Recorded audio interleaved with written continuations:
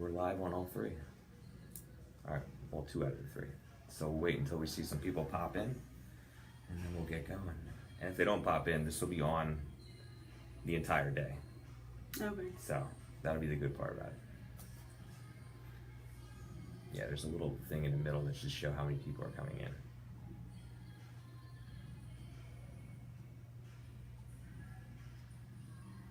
There we go. Got 1.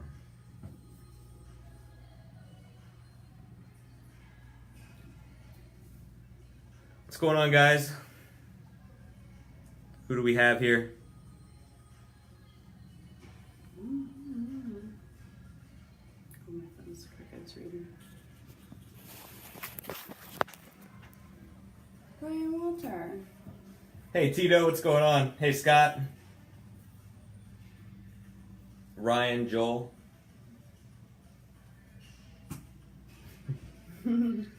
All right, so this is going to be the first ever Coffee with a Trainer. My name's Michael Hartman. I am the owner of Formal Fitness Training.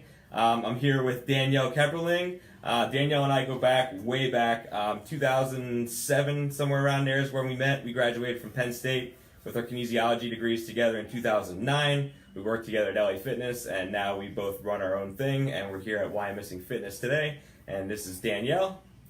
Hello.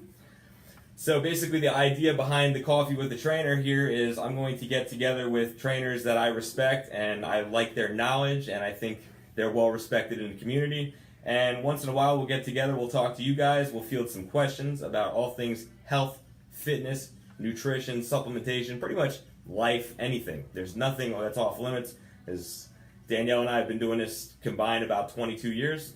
So any questions you have, shoot them in at the bottom, and we're going to cover a couple that we got previously on Facebook.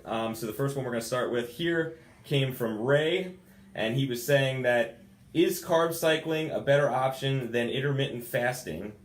What factors help determine that decision for a client?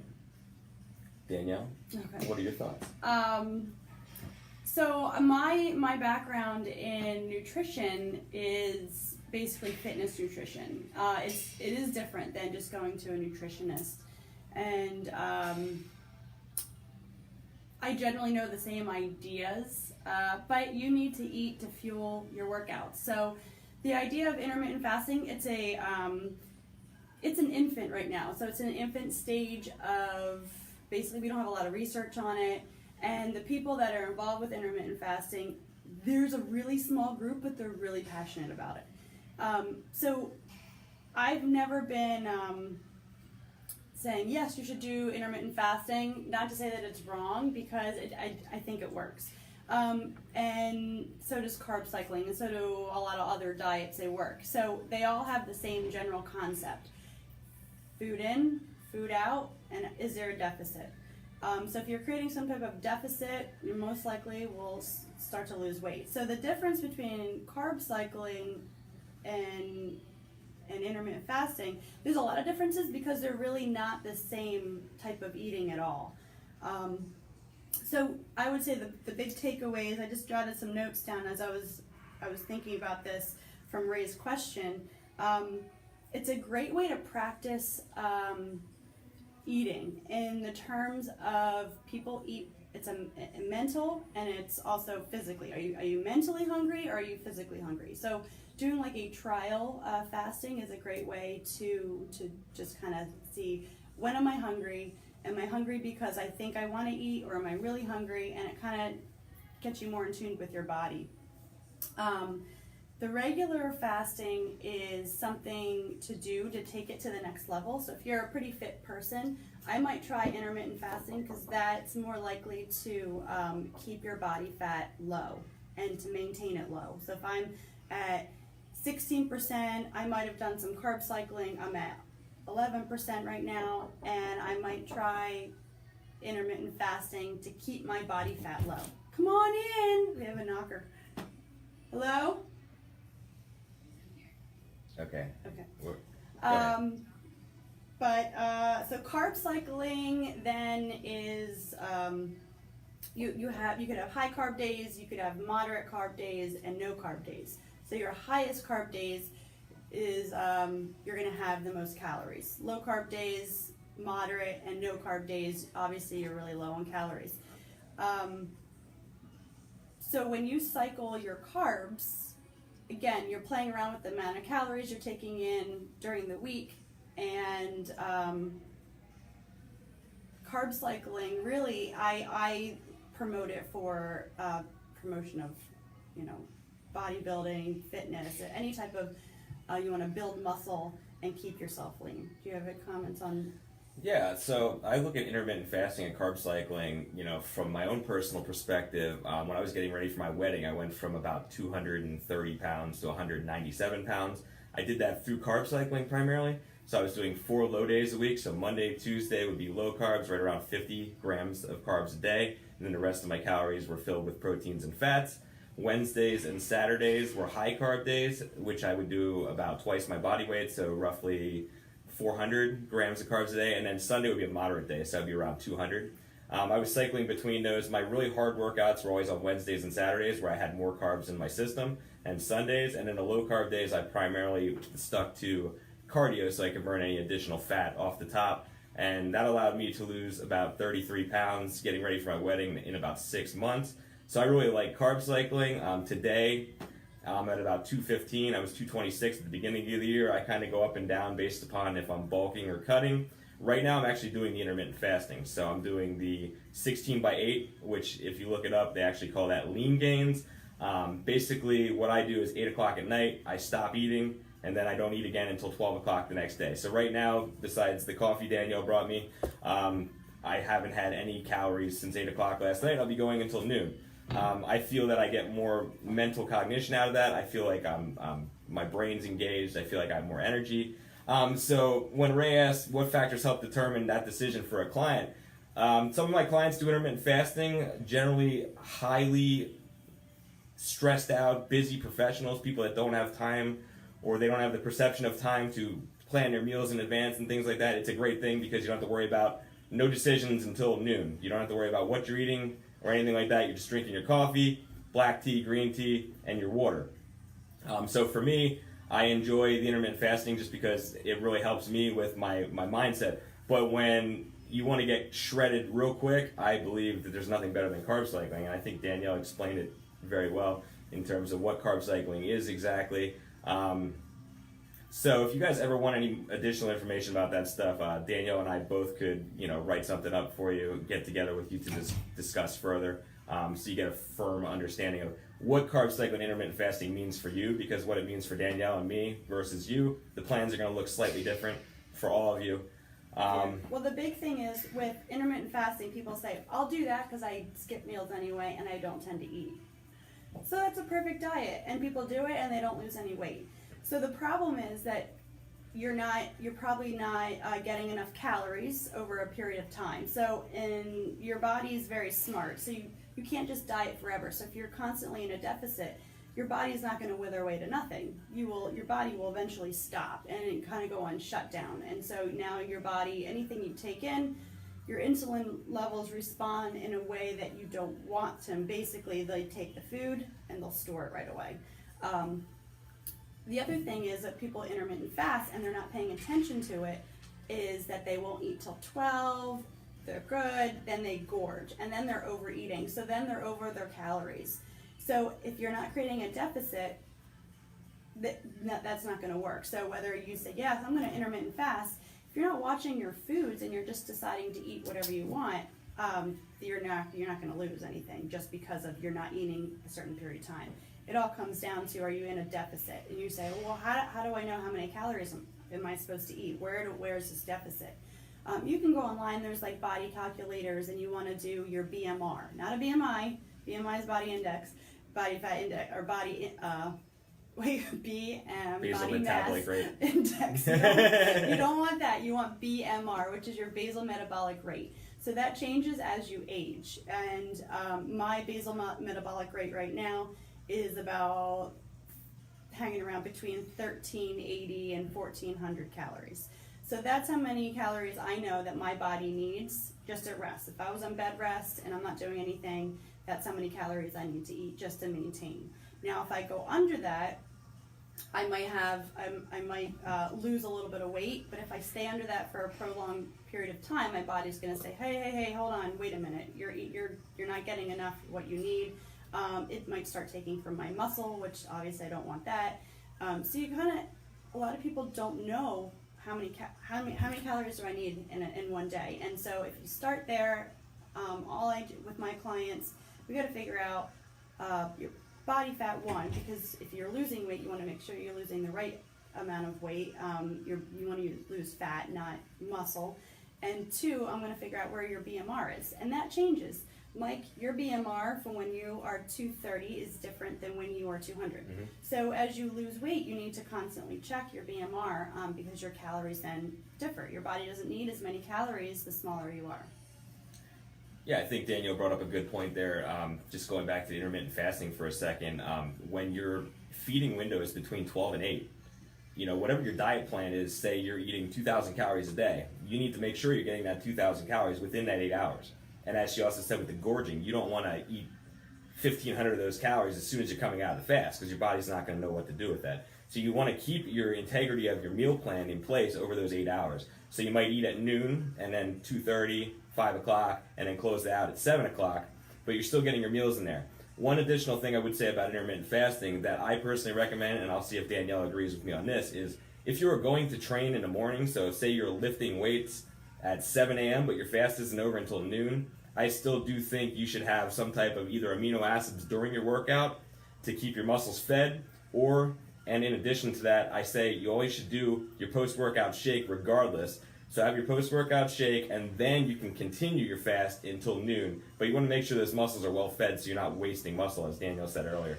Yeah, I mean, anything basically you ingest over 50 calories, you're breaking your fast.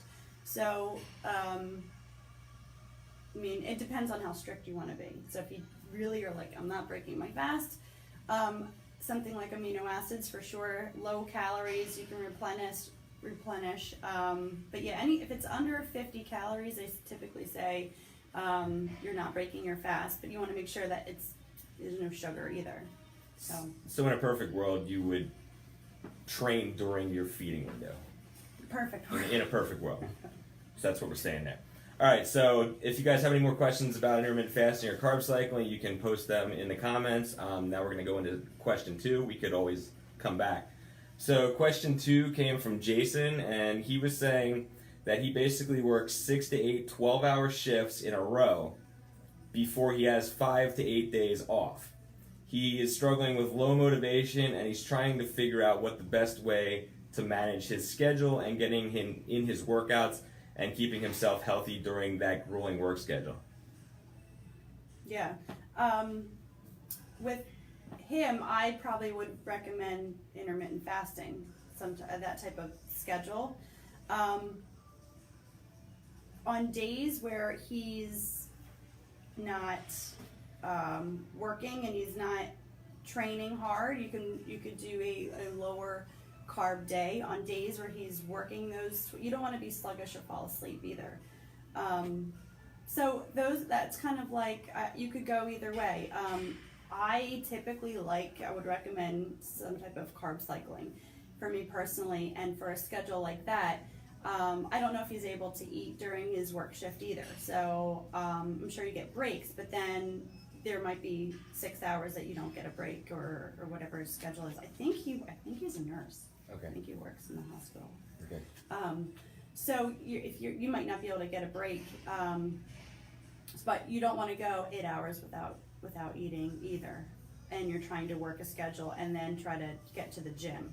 So kind of planning your meals on days that you're working longer days, longer hours. You want to increase your carbohydrate intake because you're going to use them. On days that you have you can sleep in, you can plan your meals. I would do low carb days on those, if that makes sense. Yeah, so I was looking at from a training standpoint, because he was looking at his diet and he was also trying to figure out how he can get all his workouts in. Mm-hmm. So the recommendations I kind of worked out, which Jason, you would be able to get 12 workouts in each month. I was looking at trying to get 2 workouts in a week that are about an hour long on the weeks where you're working. So just try and get 2 workouts in those 6 to 8 days. But then on your days where you're off, so when you have those 5 to 8 days in a row, try and get 4 workouts in during your days off. So that way, every 2 weeks, you're still getting 6 workouts in, so you're still going to be progressing with your body. With the lack of motivation, I would say just do it before work. Try and get in, get it over with, or even if you have a long lunch, it might be something that you might be able to do at work or out in the parking lot, get your cardio in, anything like that, since it's nice now until probably December. So those are just a couple suggestions where you should still be able to get your workouts in. With the lack of motivation, you could also look into some stimulant or non-stimulant supplements as well for pre-workout. Just might give you that edge you need just to get in the door at the gym. But just use your head with those type of things. Make sure you do a tolerance assessment phase if you are going to use a stimulant. Start with maybe a half a scoop, see how you respond to that, and don't take it within 5 or 6 hours of going to bed. So that would be my recommendations with that type of stuff. Yeah, I agree. You want to be smart and not drain yourself out and feel like you can't come in and do your workouts. So if you know your work schedule and it sounds like it's pretty consistent that way, I think that's a great idea. All right. So the last question we have in advance here is from Erica, and she wanted to know suggestions for good butt exercises to build the booty and tone the booty. So I'll let Danielle take this one since you are a competitor. Yeah. That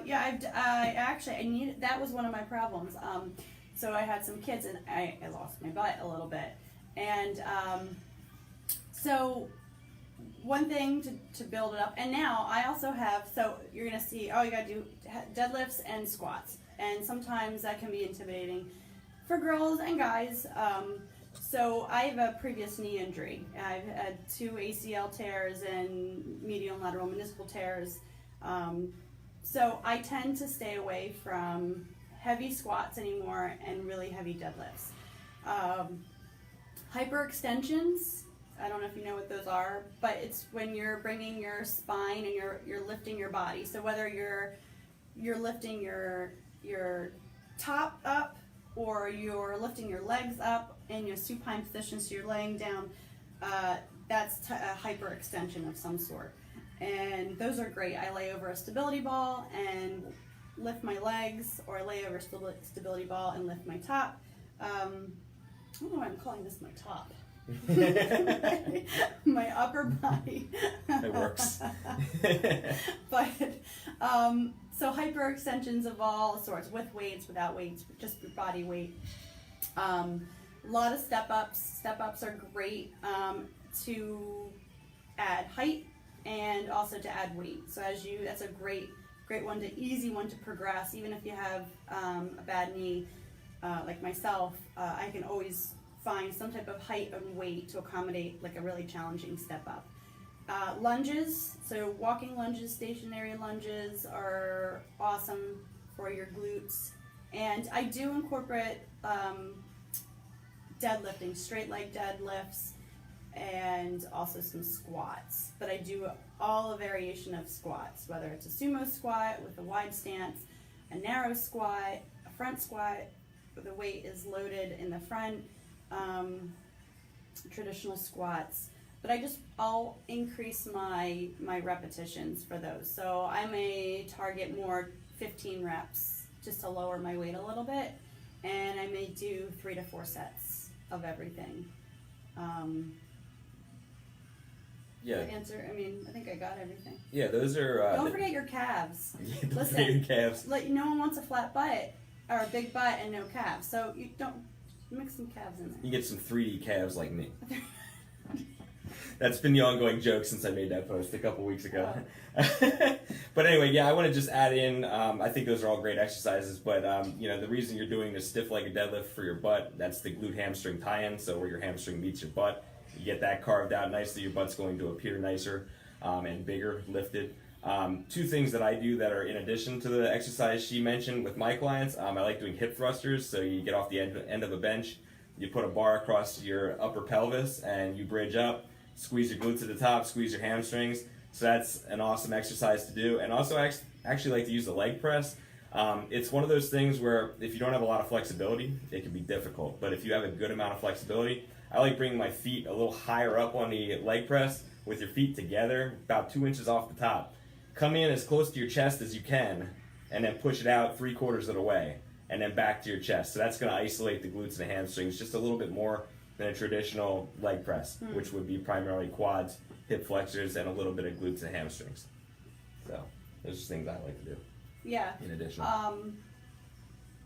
Honestly, jump rope and mixing up some heavy sets with then some conditioning I feel like I found a tremendous difference in the way that my legs looked. They looked, and I think we're tending to get away from like building up the muscles and more going for a conditioned look. If you're like looking at the models or people on magazines and you look at their training regimen, and you're seeing a lot of high intensity interval training along with their lifting routines, and I think it's just kind of moving to a more conditioned. Even some bodybuilders are doing kind of more of that conditioning exercises and HIIT training. I like the direction it's going with the physique and the more conditioning and things like that. It's no longer freaks getting up there on stage, that people call them freaks because they're these bodybuilders that devote their entire lives, and they're 260 pounds walking around, some of the guys and things like that, and they have the 205 class. They're really, really big guys and girls. But now there's something for everybody. I mean, if you're a smaller, thinner boned person, you can actually get into the physique division and actually do well. And I think for women there's definitely a place for everybody as well now. So I like the direction bodybuilding is going. So that pretty much answers the a lot of divisions. You have to wait a long time backstage. Yeah. But yeah. Yeah, so if any of you are looking to compete or anything like that, Danielle can definitely help you guys out with that. She does very well with that, and she does coach some people with that type of thing. So that was it for the questions we have. One that I want to bring up is that idea that one workout is perfect for everybody. There's so many companies out there right now that are saying, we have the best program to get you shredded in 90 days, 60 days, 30 days. Well, I just want to say quickly that, Danielle and I have been working out forever, and I don't think you're where you want to be. I certainly know I'm not where I want to be. There's constantly goals that you're going to have, that you're going to continue evolving. So the biggest thing is, for me, is there such a thing as a one-step-fits-all approach? Yeah. For fitness? And I say definitely not. Every person is unique based upon your flexibility, your age, and a million other things. It's going to determine what your program is going to entail. So I would say, if you're somebody that's out there and you've never been to the gym before and you're considering doing it, hire a coach. It's not necessarily something that you have to do forever, but we're going to be able to show you where you need to be based upon your own goals. So Danielle, what do you think about that? So do you think, there's a one-size-fits-all, or do you think there's a, something that makes sense for everybody, or do you think that everything is diversified based upon the individual? No, I feel like I think everyone who comes into the gym should have some type of lifting foundation, and it's intimidating to come into the gym and you've never done it before. And the easiest thing to do is jump on a piece of cardio equipment, because one, you may have already used it before, you may have something similar in your house, or it's just less intimidating. I just have to hit an on button, no one's looking at me. But that's where we find that people come in and they say, I've been going to the gym for 2 years and I'm the same weight and I don't look any different, and I need help. And I ask them what they've been doing, and I've been jumping around a couple pieces of equipment, but primarily I'm doing cardio.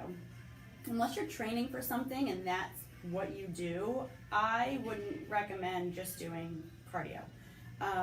It doesn't promote a lot of muscle growth unless you're doing really high intensity cardio, where you have waves of anaerobic and aerobic bouts.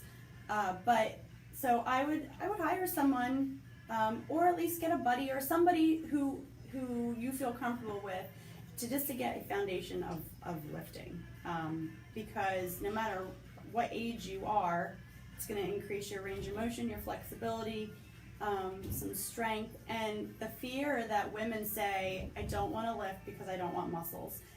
I want muscles, so if you say your shoulders and arms are too big, it took me a long time to get to my spot, but it doesn't mean that you have to look like my arms and shoulders if you start lifting. It's the way you lift, and there's lots of different programs, but don't be afraid to pick up a weight, because that, I think that is the foundation, and then that builds on that. Then you can branch out and do different cardio and conditioning pieces. I'm telling you, when I changed up, and I had a couple different competitions under my belt, but this was the first competition that I ever went into not busting my butt on a step mill for 40 minutes a day. I can tell you that right now, and it was the way I trained leading up to it. So I included HIIT training. I stayed conditioned with my lifting. It wasn't a separate piece, and that's how it was for me before. It was lifted, then cardio, and I always kind of kept them separate. I'm not endorsing CrossFit. I think that's very dangerous. So if you're a CrossFitter, I'm sorry. I don't like that. But there are moves that are safe and effective, I think, for that. And again, that comes down to that whole conditioning effect. And that really made a huge difference on my heart rate, the way I recover, just my whole look, how I feel. I've honestly never felt better right now, so I'm on that. I feel like I'm in a really good spot. And that can change. It can change with age. It can change with my schedule. But, yeah. Yeah, and what is high-intensity interval training, also known as HIIT? I mean, that's something that, science is researching right now. The research is there, is what I'm trying to say, that suggests that it's the fastest way to burn fat possible. I mean, sometimes you don't have an hour to ride the bike or walk on a treadmill or hit the Stairmaster, as Danielle said. So you can get those 10, 15, 20 minutes of bouts of high intensity, so running as fast as you can, get your heart rate up to 80-85% of your max, and then alternating that with a low intensity, which you bring your heart rate back down to about 65% of your maximum heart rate, and then you alternate between those two. So you get up to 85%, you hold that for about 30 seconds, and then you recover. So you go, if you're going from a sprint to a jog, you let the jog, you want to get your heart rate back down to 65% and alternate between the two. So obviously when you're starting out, you might want to try 30-second interval with a 2-minute recovery, because that might be how long it takes for you to get back to 65%. But as you get more conditioned, you might be able to do even a 40-second sprint with a 20-second recovery, and you might be able to get your heart rate fluctuating that easily from there. And that's what's going to help bring down your body fat. There still is a place for steady state in my mind, just for your heart, your lungs, your circulatory system. It's great to get out with your kids, your dog, your friends, take a long walk, take a long bike ride, walk on the beach, things like that. Doesn't always have to be super high intense, but if you want to burn fat quickly, that's the way to do it. And like Danielle said, I definitely agree with weight training. And don't be afraid to lift heavy. You don't need to be doing 1 rep maxes, but find that 6 to 20 rep range, and play around in there. 20 reps has its place, as well as 6 reps, but don't do the same reps every single week either. Start with, maybe 3 sets of 10, 2 or 3 weeks. Then go 3 sets of 15, 2 or 3 weeks. 3 sets of 5 or 6 for 2 or 3 weeks. That's what's going to keep your body guessing. I tell my clients all the time, and it's kind of hokey, but if you're into the stock market, if you're into making money, if you're into investing in your future, there's a thing called diversification. So if you diversify your stock market, you don't put all your eggs in one basket. So you need to diversify your training, which means don't do the same thing all the time. You can follow a program for 2 or 3 weeks, but you shouldn't be doing the same exercises year after year. When Danielle and I, as Danielle and I have been in the industry for a long time, as I said previously, but you see people in the gym, they stay the same year after year. But what do? The same thing. What's the definition of insanity? Doing the same thing over and over again, expecting a different result. Albert Einstein. Mm-hmm. So if he said it, I think it makes sense. So do you guys have any questions? I mean, I think we've covered pretty much what we wanted to cover here today. I just wanted to cover some misconceptions, the questions we had. We went into HIIT training a little bit. This Coffee with the Trainer segment is something Danielle and I might be able to do again. The more questions you guys bring to the table, the better it's going to be. So if you have any questions now, there's about 10 of you listening on both screens right now. So if you have any questions, just pop them there at the bottom. Do you have anything further? Well, we were talking about so carb cycling, and we talk about that. I know this way back where we started, but we don't really. We know to manipulate high carbs and low carbs, but then we're like, where do we put our protein and fats, and where do they play? And so there's some research done that we did high carb group and low carb group. And protein, so what happened was with the higher carb group, the protein ended up being lower. And they were looking at, okay, their results and the glycogen stores and insulin and all the hormones that are in your body that take place as you eat and what's going on.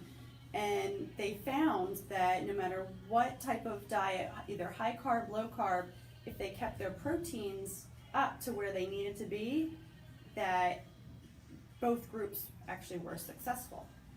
So that kind of made me dig in, and I know that, I know a lot of my clients and people that I run into, if I take a look at their diet, they're not eating enough protein, and they're busting their butt in the gym, and they're not getting enough protein. And so I was looking at burning calories and things like that, and I came across a scholarly journal, and it had to do with the thermo effect on food. And I know that your body, it takes a little bit more to burn certain foods, and that's why we want fiber and things like that. We want to eat things like that. But the protein that I found, which I didn't know the percentages, the research showed that protein costs more energy to process, and the difference 30 to 35% versus carbs, which is only 5 to 15%. Versus fat, which is 3 to 4%. So that's why it's more detrimental when you eat all high fat foods, because your body, it takes hardly anything to burn that up. So you're eating a lot of proteins mixed with carbs. That's up at 30 to 35%, which I thought that's like astounding. That's a lot. Yeah. So your body's really working hard to process those proteins, which obviously is burning calories, which then can help you go in that deficit. So I just thought that was really interesting to make that connection. Yeah, that's cool. Yeah, so how many grams of protein should you have a day? I mean, my personal belief is 0.75 to 1.25 grams per pound ideal body weight. Mm-hmm. And that, the 0.75 to 1.25 depends really on how intense you're training. If you're lifting weights 2 or 3 times a week, maybe 0.75. If you're lifting 6 days a week, closer to the 1.25. So that's a lot. So for me, my ideal body weight is probably about 200 pounds. That's when I'm right around 15% body fat. So for me, that's 200 grams of protein, so that's a significant amount. I really am a firm believer in whey protein isolate, Mm-hmm. and there's some great vegan options out there like pea protein and things like that as well. And then, just chicken, salmon, the lean cuts of meat. And you can do it as a vegetarian. There's a misconception out there that as a vegetarian you can't get enough protein. That's bullshit. You can totally get enough as a vegetarian as well. So if there's anybody watching that's a vegetarian, you can do it. You just have to do a little bit more planning. Mm-hmm. So let's see, what else do we got? And you said about 7.75 to 1.25 for protein. So if you're doing carb cycling, typically for high carb day, I'll take, it's like 2 to 2.5 grams per body weight, and for low carb it would be 0.5. Okay. Yeah. Is that? Yep, that makes sense. Yeah. Definitely. And then there are people who do no carb days, and they try to stay less than 30 grams per day. So even if you eat 0 carbs, that's your vegetables, fruit. So you'd basically be eliminating a lot of that for that day too. Yeah, so I'll also touch on the fact that the best diet's really the one you can stick to. Intermittent fasting, carb cycling is something we both know and utilize at certain points in time, but there's also times where I follow just the whole food, clean eating type of diet. And then, you also have room there for your cheat days and your cheat meals. It just really depends on how fast you want to reach your goals and things like that. If you're having a cheat meal 4 times a week, obviously you're not going to burn too much body fat no matter what you're doing in the gym. So that's an important thing to touch on as well. So, we could get into this big thing about Danielle's opinion and my opinion about, different diets. We could go into keto, we could go into low fat, we can go into all kinds of different things. But we'll simply say that the best diet for you is probably the one that you can adhere to the most. And I think Carb Cycling does a pretty good job with that, because there's never more than 2 or 3 days in a row where you're not allowed to have something. Right, So like right. the third day, yeah. Right, yeah, and there's, you know what really, I don't usually watch Facebook Live. This is my very first one, because I don't like to hear people rant. But it's amazing how many miracle diets and this and that, and I don't want to say it's a trap, but honestly, it really comes down to the types of foods you're eating. There's no magic pill. There's no magic diet. There's no. Some people's bodies process carbs better than others. So, not to say that don't do them, because that's the only way you will find out if your body can handle so many carbs. Some people just can't, and they prefer a low carb diet. But I guess you could say that I've been dieting for like 10 years, but to me it's not a diet. It's just I clean eating, and when I have to compete, then I really tighten up my numbers and I log it. I still log my food. I know people are like, I don't want to log my food, but it's the only way that you're going to figure out what works for you. Log it even for a month. Log your food to try to figure out, okay, well, I'm not bloated anymore, and I just increased my carbs this percent. Well, then your body probably needed more carbs than you've been giving it. A lot of people who I work with that want to go on diets, I'm actually increasing their calorie intake, and they're really scared. But that's honestly, you're not giving your body enough, and oddly enough, there goes their weight. That starts to drop, even though they're eating more than they did before. So it's just changing up what you're eating, and again, eating what you need for your body to survive every day. Absolutely. BMR, yeah. All right, so Danielle, I'll let you give any final thoughts you have. Where can people reach you? Where do you train at? All those good things, and final words of wisdom. I'm sure they all know where I am right now. Well, yeah, we're at Why I'm Missing Fitness right now. I live in the Reading area, so you can find me there. But I train and work out at Why I'm Missing Fitness and Training, and also at the Exeter. I primarily teach at 5:30 a.m. So if you're not a morning person, you better start becoming. I wasn't one. I actually, my ideal time to work out was like 2 o'clock in the afternoon. So when I was in college and I didn't have any kids or family, that was my ideal time to work out. So now I am an early bird, so I do come in at like 5 and work out. And I just did a show. I just did a show. I really wanted to do one after I had kids, just to see if I can get back on stage. So I trained for that, and like I said, I trained and changed up my training, and I felt like I came in really strong in condition. So I trained a couple people for that show as well, Brandon and Ezzy, and I think they all rocked it. So shout out to them. I saw that they were on here at some point, but yeah, that's where you can find me, and I have you can check on my personal Facebook page, or I have a Be Dani Fit page, and my contact information is there. Very cool. Yeah. And so those of you on Danielle's page that don't know me, I'm Formal Fitness Training. That's the business I run out of the Mifflin YMCA and YO Fitness here. I have a fall fat shred coming up on September 19th. It's basically 6 weeks. It's going to be done outside primarily, as long as there's good weather, and it's going to give you a macro plan, supplement plan, diet plan, lifting plan, cardio plan. All that stuff is going to be included. So you can go on a Formal Fitness page if you're interested in something like that. My final thought is, I just want to touch on goal setting. Set goals, not just for fitness, set goals for life.